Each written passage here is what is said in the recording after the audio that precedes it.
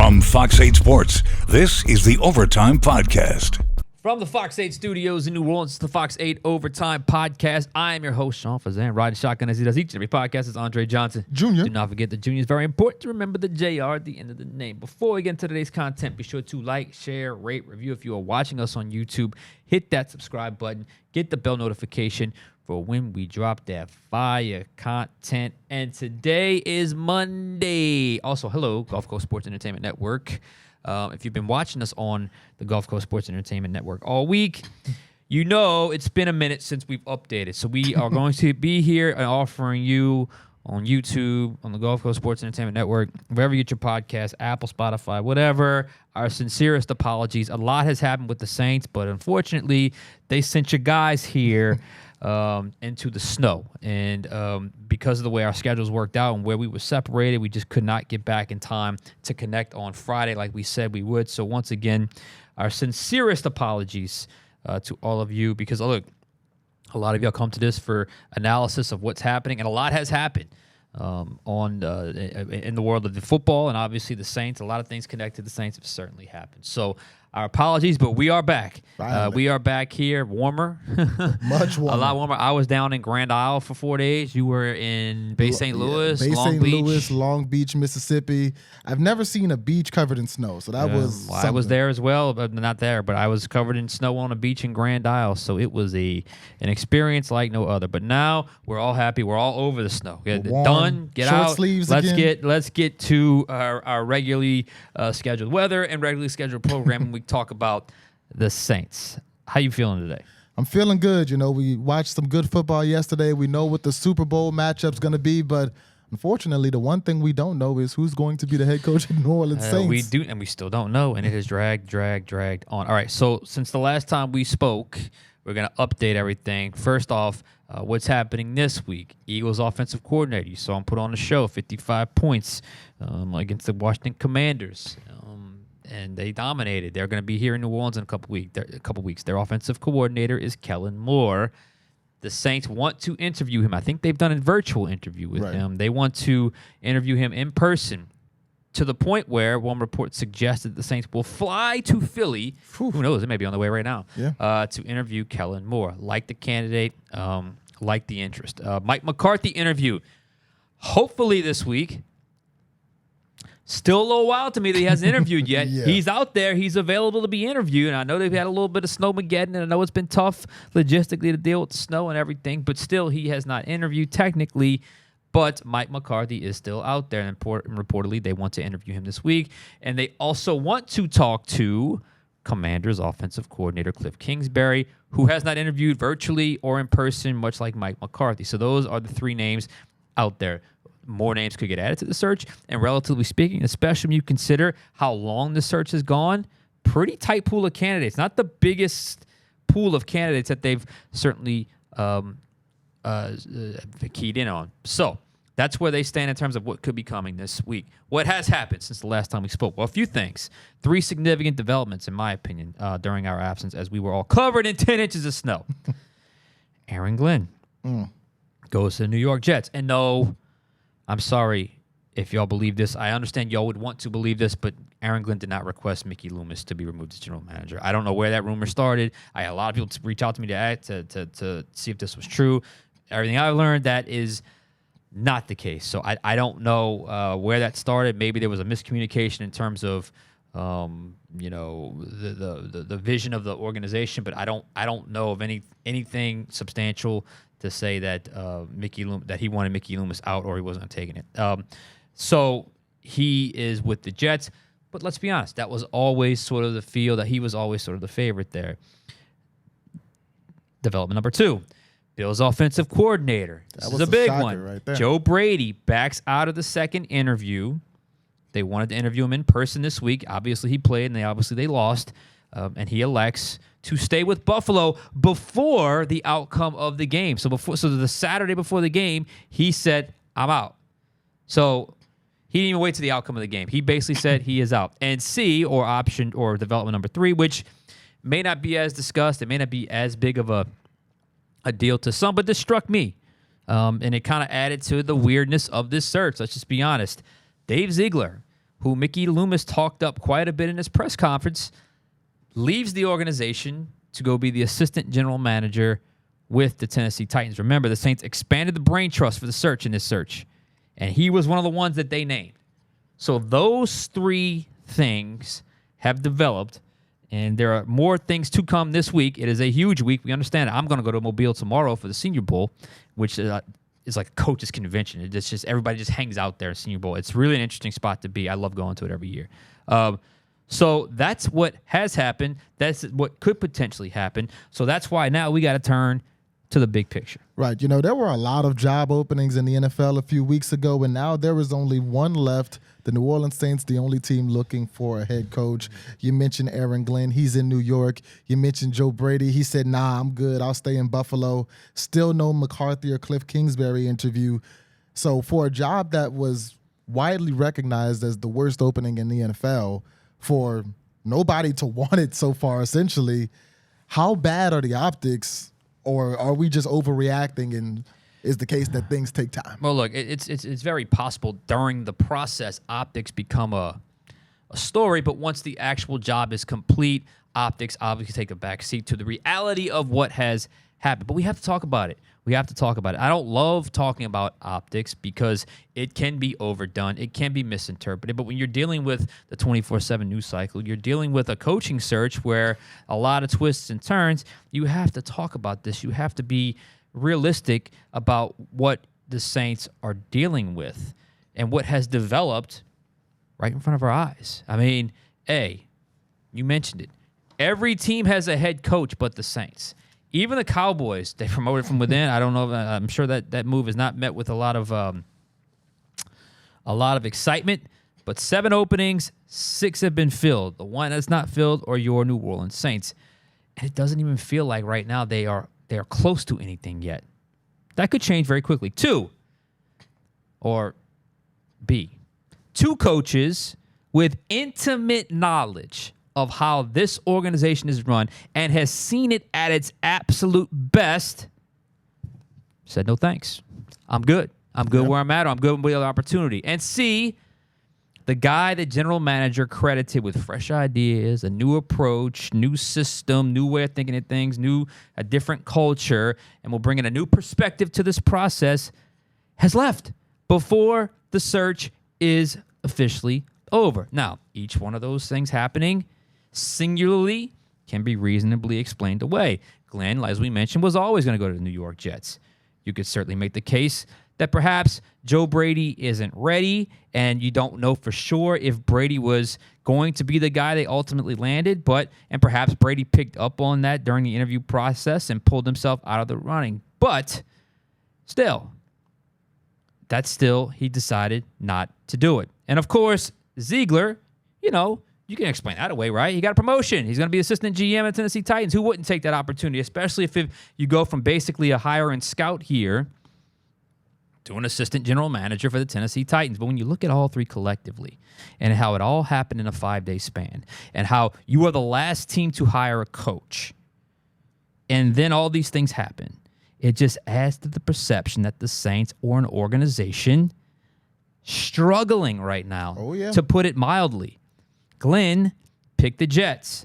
I repeat, the New York Jets, a hallmark of dysfunction throughout the NFL for years over the New Orleans Saints. Now, I said in the last pod, I underestimated how beloved he was in that fan base. So I think that certainly matters, and that's certainly something you have to consider. That's why I always consider him the favorite to be the Jets. However, he didn't take a second interview here. He got to New York. He didn't leave New York, even though he left the first day, and then the next day they agreed to the deal. Brady decided against his first NFL head coaching opportunity in a place where, let's be honest, I said beloved for Aaron Glenn. Joe Brady is beloved here. Absolutely. Joe Brady is beloved here. And they would be patient with him. They would let him make his mistakes. They would trust his vision. They would trust his process. He's a young, upcoming guy. He's like 36, 37 years old. He turned him down to stay in Buffalo as an assistant who just got their hearts ripped out again. And I'm not even sure that brain trust is going to work or go much longer going forward. And, of course, as I mentioned, Ziegler.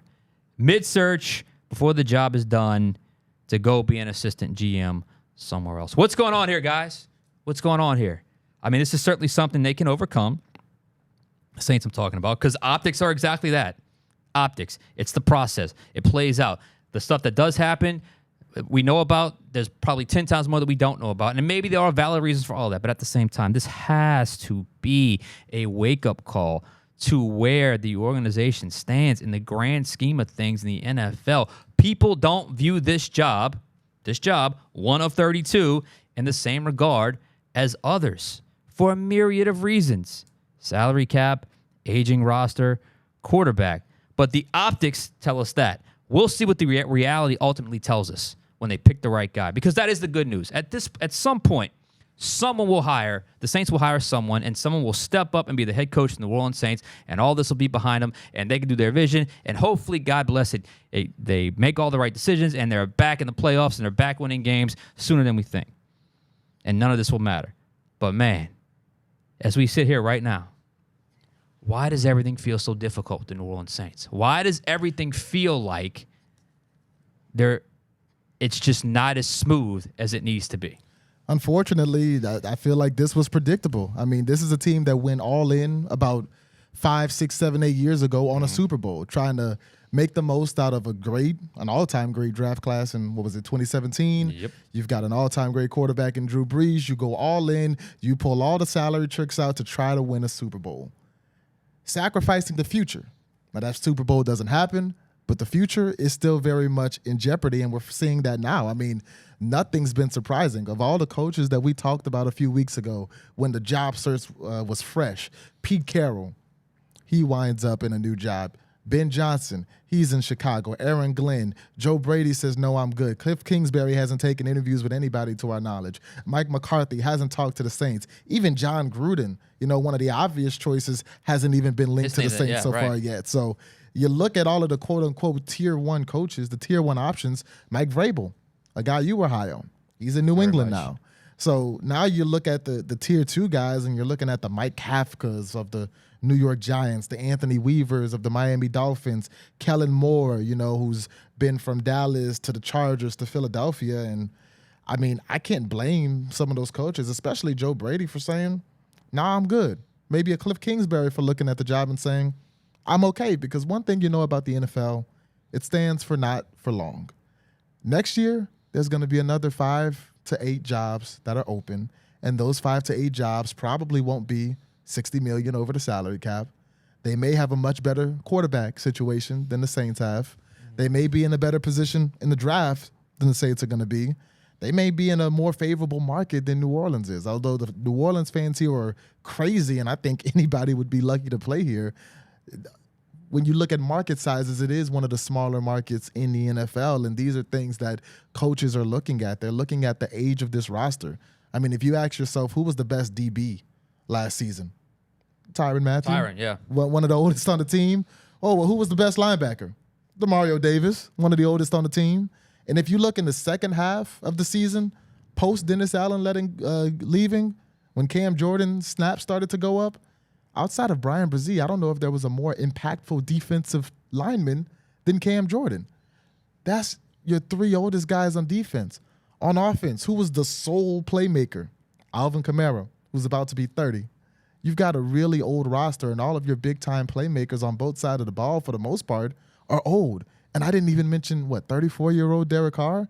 It's not a great job. It's not a great opening, and you're starting to see that. So now that all the quote-unquote Tier 1 guys are gone, you look at the Tier 2 guys, and you see Mike Kafka, the offensive coordinator for the Giants. The Giants, who in 2023 ranked 29th in yards and 30th in points in the NFL. This season, 30th in yards, 31st in points. Saints have interviewed that guy twice, even though the offense for the New York Giants has been horrendous. I think he's one of 3 in person, him, Weaver, and Rizzi, I think. Yeah, you look at Anthony Weaver. I mean, you know how I feel about defensive guys. I think an offensive guy is a better fit for this job. He's only been a defensive coordinator for 1 year. Now, in 1 year, Miami's defense was pretty good. They were 10th in points, 4th in yards. But do you have enough faith in him to give him the keys to a franchise? And then the guy you just mentioned, Darren Rizzi. At some point, when do you almost say, I might have to choose Rizzy by default? Because if you look at Kafka, you look at Weaver, you look at the fact that two of your leaders, Alvin Kamara and Cameron Jordan, have both advocated for Darren Rizzi on social media. At what point do you say maybe our best choice is just to stick this thing out with Rizzi a little longer? And that's where I want to go next, because not specifically with Rizzi, but what is the way out of this is the actual question that has to be addressed. And, obviously someone is going to view the Saints job as a desirable job, at least well enough to take the job and understand it's not a perfect situation. No head coaching opening is a perfect situation. I could look at every single opening right now and think there are a lot of trouble with a lot of those openings. There's a reason why that job was open. But in the Saints case, you got to find your guy. Yeah. You got to find your guy. And there is still one name out there. He's the guy I've been the highest on since he became available. And the Saints want to talk to him. He hasn't talked yet. That's Mike McCarthy. Now, if you go through all of this and you're still able to land Mike McCarthy, who I understand he's safe. I understand he's not, a media darling. I understand he's not he's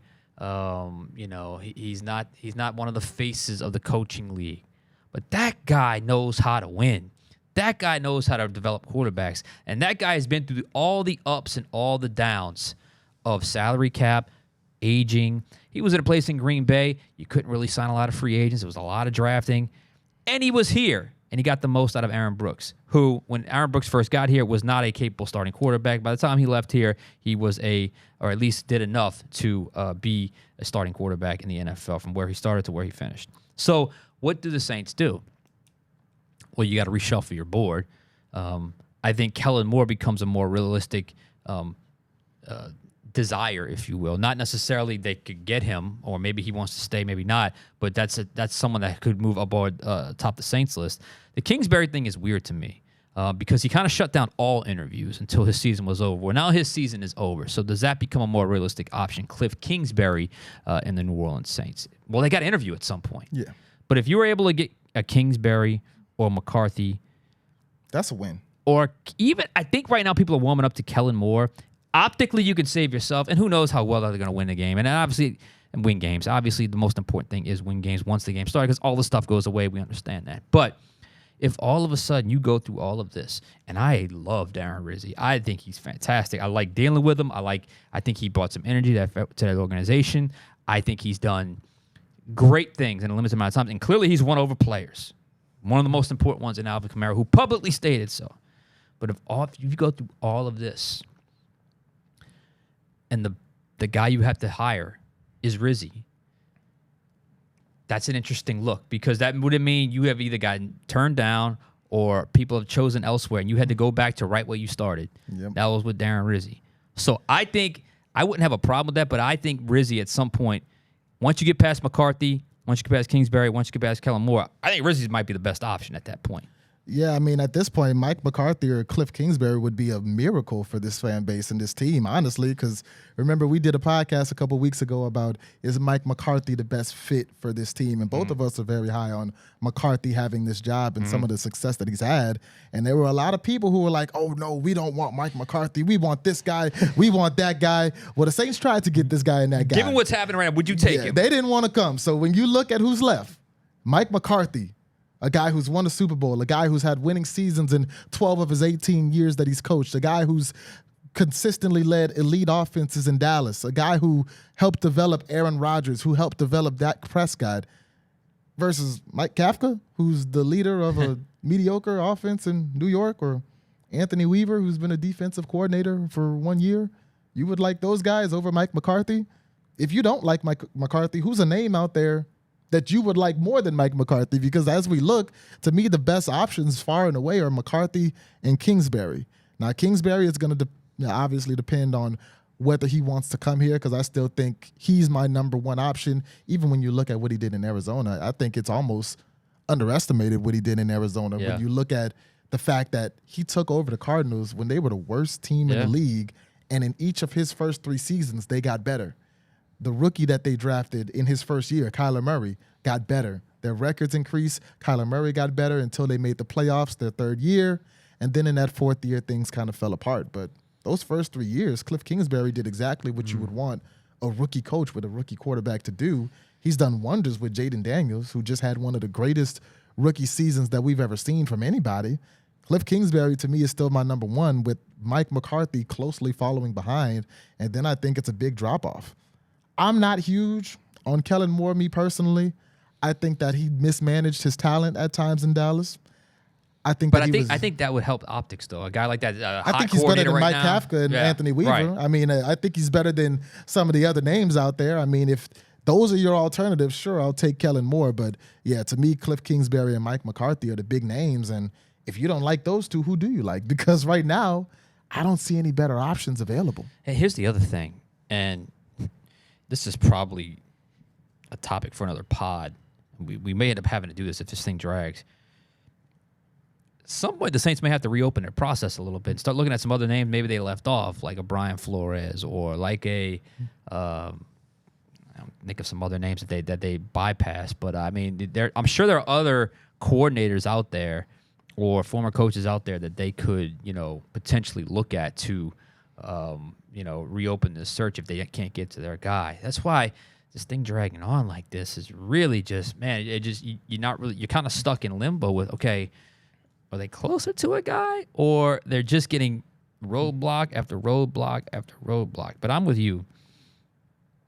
If you go through all this and you land one of those three, McCarthy, Kingsbury, or Moore, then I think everybody can calm down and everybody can kind of go on. Okay, it was a little bumpy to get there, but they got there. If all of a sudden you're having to essentially go back to square one, reopen your process, and then go down to a different pool of candidates or go back to your interim, who I like I said, then obviously you might be in a situation you will be in a situation that doesn't necessarily look good. One thing I want to clear up when it comes to Mike McCarthy, because I've heard the high floor thing with Mike McCarthy. He's got a high floor.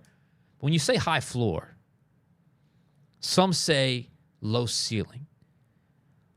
What is low ceiling about a guy that's won a Super Bowl? The ceiling is the Super Bowl. He won the Super Bowl. High floor, you want a high floor and you want a high ceiling. You want a guy that at his worst is going to still be respectable and competitive and going to win games. You want a guy at his best that can win the Super Bowl, and he has proven he can win the Super Bowl. And let's just say, that was 2010. That's too long ago. Okay, fine. When you take multiple conference championship games as your ceiling? When's the last time Sean Payton won the Super Bowl? I mean, come on. And I think a lot of people would take Sean Payton back here. So that's why, if all said and done, and it all looks bad right now, we understand that. But if you're still able to land on Mike McCarthy, I'm okay with that because at least I know that that guy knows how to win in an organization. Yeah. Small market, big market, tough owner, community owner like Green Bay Packers, but he knows what he's doing. Yeah, I mean, I've seen a lot of people say, he only managed to win one. Outside of Bill Belichick and Andy Reid, right, who didn't manage to only win one? I mean, Sean Payton only won one. I mean, like, many teams only won one, and the only is a big word there because it's a big deal to win one.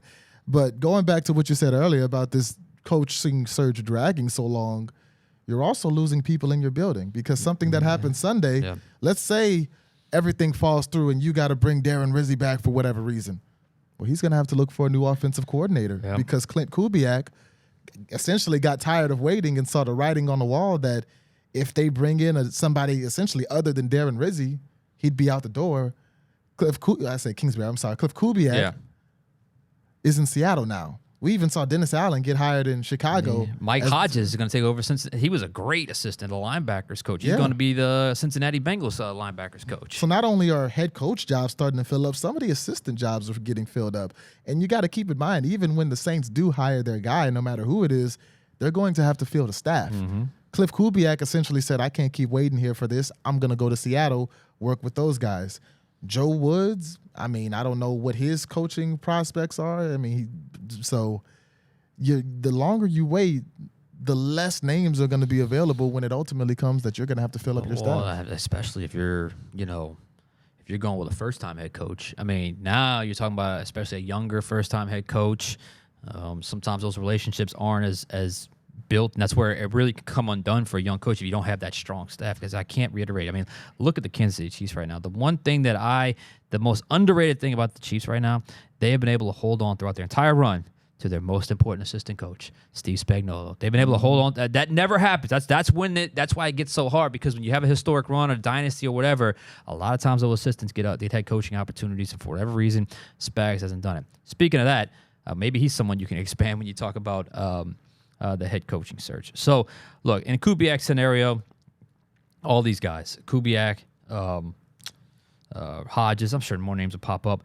Look, those guys, they can't wait around, because 99% of the time when a new coach comes in, the entire staff goes out. So they're out looking for work. But I do think it says a lot about Kubiak, because I think he interviewed for 2 jobs, right? Was it Cleveland and Seattle? I believe so.